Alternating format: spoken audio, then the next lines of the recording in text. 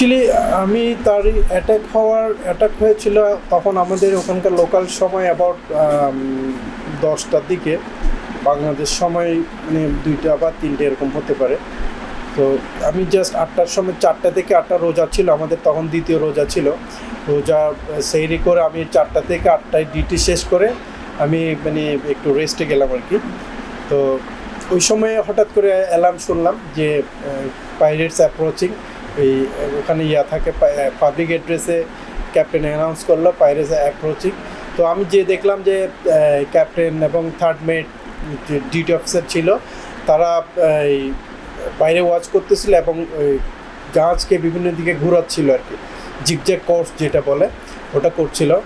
তো আমরা এসে দেখলাম যে একটা ফিশিং বোট টাইপের, বড় একটা ফিশিং বোট টাইপের ছিল, ওটা থেকে একটা স্পিড বোট নামানো হয়েছে। তো স্পিড বোটটা খুব স্পিডে আমাদের দিকে আসতেছিল, বাট আমরাও জাহাজ ঘুরেছি মানে এই বিভিন্নভাবে। এরপর আমরাও কিছু অ্যাকশন নিলাম, সবাই বাই দিস টাইম ব্রিজে চলে আসলো। তখন আমরা বিভিন্ন জায়গায় কমিউনিকেট করার চেষ্টা করতেছিলাম, কোস্টগার্ডকে ইনফর্ম করার চেষ্টা করছিলাম এবং কোম্পানিকে জানলাম। তারপরে SSA ship security alert system আছে, ওটা আমরা অ্যাক্টিভেট করলাম। এর মধ্যে দেখলাম যে ওরা খুব কাছাকাছি চলে আসলো। তখন ক্যাপ্টেন আমাদেরকে নির্দেশ দিল যে সবাই সিটাডেল নামে একটা গোপন জায়গা থাকে যেখানে আমরা আশ্রয় নিই।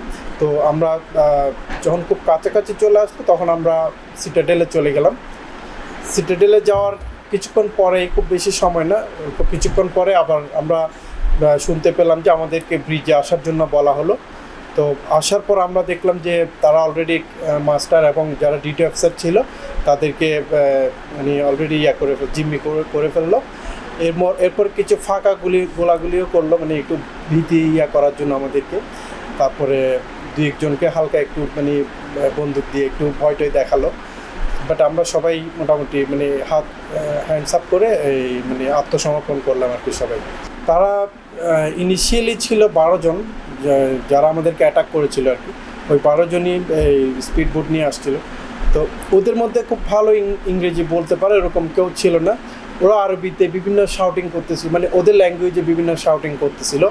আমরা ওদেরকে ছোটোখাটো মানে এই ল্যাঙ্গুয়েজ দিয়ে বোঝানোর চেষ্টা করতেছিলাম যে আমরা আসলে তোমাদের কোনো ক্ষতি করব না, বা তোমরা যা বলো তাই শুনবো, বাট আমাদেরকে কাউকে মানে কি মারিও না বা কোনো ধরনের করিও না, এবং জাহাজেরও যাতে কোনো তোমরা ক্ষতি করিও না, আমরা মানে তোমাদের কথা মতো চলবো।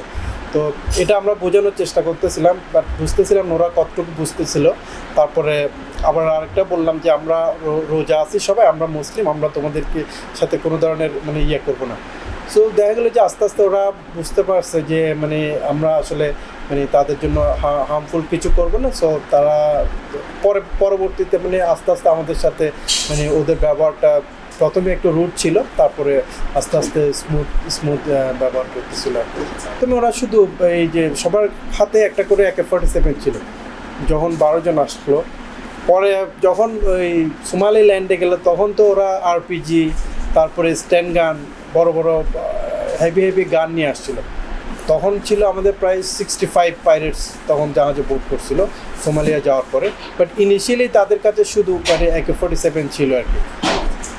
আমাদের সাথে সবসময় সোমালিল্যান্ডে যাওয়ার পরে এই 2টা ফ্রিগেট সবসময় থাকতো আমাদের জাহাজের আশেপাশে, মানে ওরা আমাদেরকে পাহারা দিত। তো ওরা এমনভাবে ইকুইপ হয়ে আসছিল যাতে ওই ফ্রিগেটগুলোকে ওরা মোকাবেলা করতে পারে।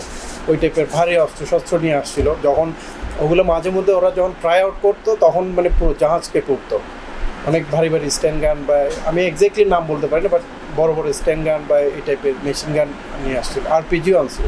তো এর আগেও একবার হয়েছিল, মানে জাহানমনি ওই জাহাজটার নাম ছিল। সো আমরা সবাই ওই জাহাজ সম্পর্কে জানি বা ওই ঘটনা সম্পর্কে জানি। এছাড়া আরও বিভিন্ন ঘটনা সম্পর্কে আমরা জানতাম যে সোমালিয়ান পাইরেটস, এটা তো অনেক দিন ধরে চলে আসতেছে এই পাইরেসিগুলো। তো আমাদের মধ্যে একটাই ছিল কি যে ওরা আমাদেরকে মেরে ফেলবে না, মানে এক্সট্রিম কেসে না যাওয়া পর্যন্ত ওরা আমাদেরকে মেরে ফেলবে না, এই আমাদের মধ্যে ছিল। বাট কবে ছাড়া পাবো এটা আমরা কখনো জানতাম না। মানে ইভেন আমরা ছাড়া পাওয়ার 6 ঘন্টা আগেও আমরা জানতাম না যে কি আমরা আজকে ছাড়া পাচ্ছি। হ্যাঁ, সো এই অনিশ্চয়তাটা মানে সবসময় ছিল আর কি, যে আমরা আসলে কবে ছাড়া পাচ্ছি, কি 1 মাস পর নাকি 2 মাস পর, না 3 মাস, না 1 বছর, মানে আমরা এটা জানতাম না। হ্যাঁ, বাট আমরা এটুকু বিশ্বাস করতাম যে মানে আমাদের এক্সট্রিম কেসে না যাওয়া পর্যন্ত আমাদেরকে ওরা ফেলবে না। এই এটা আমাদের মধ্যে ছিল।